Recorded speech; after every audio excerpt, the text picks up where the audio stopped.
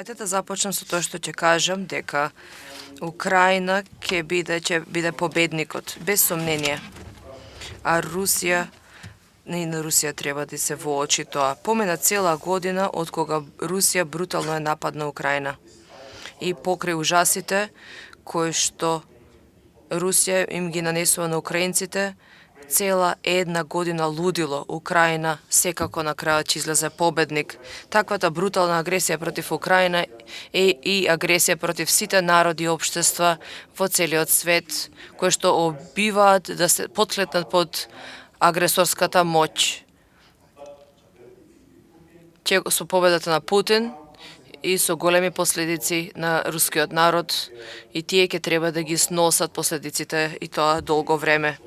Украинците ќе бидат победници за тоа што дојдовме до времето во историјата кој што ќе одреди нашиот курс и како човештво, и демократијата секако ќе победи со самата победничка викторија како Украина како нејзин символ.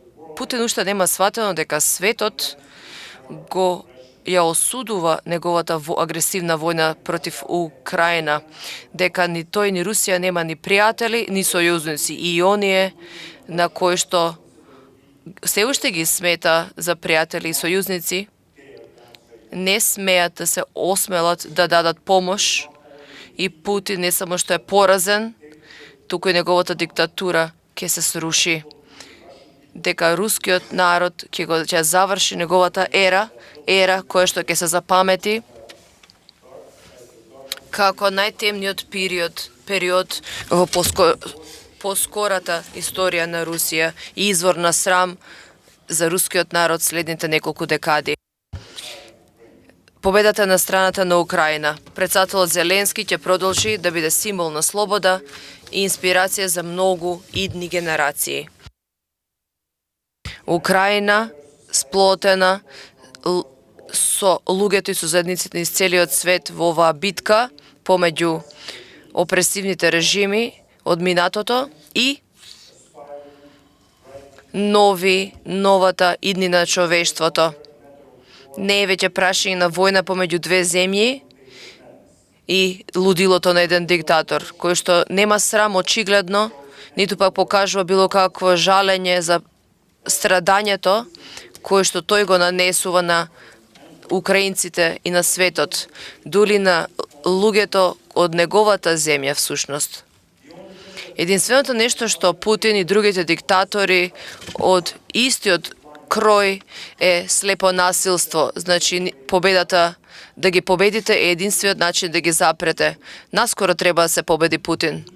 А затоа пријателите и сојузниците треба да продолжат да даваат навремена и целосна поддршка за Украина. Европа и НАТО треба да продолжат да покажуваат решителност и забрзана интеграција на Украина како земја членка на Европската унија, како и на другите земји кои што сака да се приклучат, и треба да не толерираат лидери од било која земја членка, ниту пак лидери на други земји во интеграцијата, во процесот на интеграцијата, кој што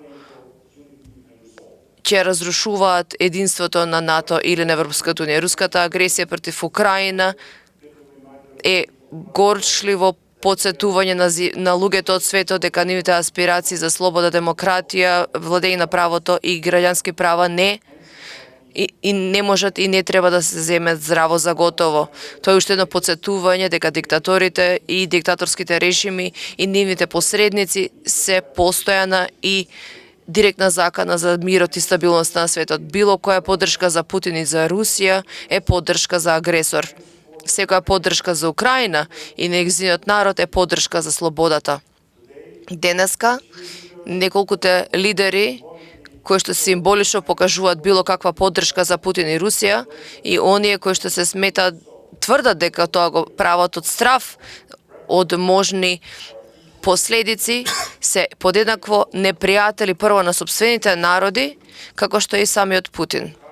Храброста и одлучноста на украинскиот народ, кој што ја покажува веќе цела година, е инспирација и токму таков тип на храброст на кој што луѓето во светот им е потребна да се борат со режимите на автократите и кои што се најголема закана за нивната иднина и просперитет. Денеска е ден за да се одбере страна, да се застане на иста страна со храбрите украинци кои што се борат за својата слобода. Денеска е ден да се бориме со Путин. Храбро, да бидеме горди и гласно да кажеме дека борбата со Путин е борба за слобода. Борбата против Путин е борба за мир и за по-просперитетна иднина за човештвото. Украина ќе победи.